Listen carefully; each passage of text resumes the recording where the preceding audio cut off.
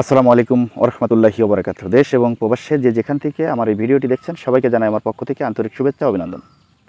সুপ্রিয় দর্শক শ্রোতা, আওয়ামী লীগ পুনর্বাসিত হলে সব কিছু ফাঁস করে দিবেন হাসনাত আবদুল্লাহ। কি এমন কথা যে সব কিছু ফাঁস করে দিবেন এবং কি ফাঁস করে দিবেন সেটি গোপন রাখারই বা কারণ কি? হাসনাত আবদুল্লাহ যেই কথাটি বলেছেন এতে করে বোঝা যাচ্ছে যে হাসনাত আবদুল্লাহ অনেক গোপন তথ্য জানেন, যেই তথ্যটি অন্য কেউ জানে না। তো অতএব আওয়ামী লীগ যদি পুনর্বাসিত হয় সেক্ষেত্রে কিন্তু হাসনাত আবদুল্লাহ বলেছেন যে সব কিছু আমরা ফাঁস করে দিব। তা জনগণের সামনে গোপন রেখে আপনারা কেন রাজনীতি করবেন? এটা হচ্ছে জনগণের প্রশ্ন।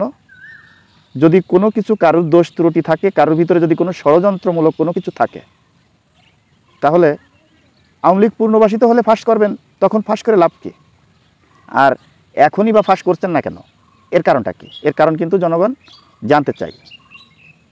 তা অতএব রাজনীতি যদি স্বচ্ছ রাজনীতি করতে হয় এবং যদি প্রকৃত জনগণের রাজনীতি করতে হয়, তাহলে জনগণের সামনে কোনো কিছুই গোপন রাখা ঠিক না। আপনারা জানেন যে নির্বাচনের আগে এই আওয়ামী লীগ সরকার 2024 যেই নির্বাচনটি করেছে, সেই নির্বাচনের আগে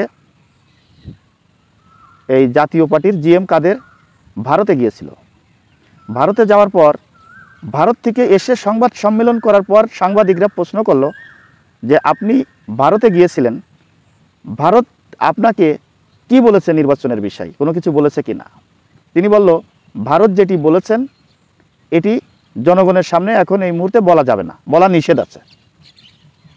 তাহলে এই যে রাজনীতিতে যে গোপন যেই তথ্যগুলো, এই গোপন তথ্যগুলো বলতেই হবে বা কেন, এবং বলে আবার গোপনই বা কেন রাখতে হবে?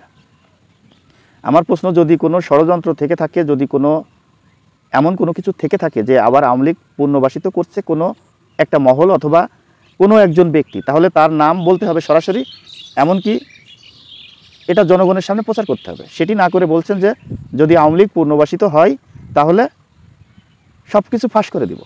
এটা কাকে হুমকি দিলেন, কাকে বললেন, এই বিষয়টা তো ক্লিয়ার করলেন না। তাহলে এই কথাই বা কেন বলতে গেলেন? দর্শক, আজ এই পর্যন্তই। পরবর্তী ভিডিও দেখার অনুরোধ জানিয়ে এখানে বিদায় নিচ্ছি। আমি মোহাম্মদ মিতুল হোসেন। আসসালামু আলাইকুম রহমতুল্লাহি ওবরাকাতুহু।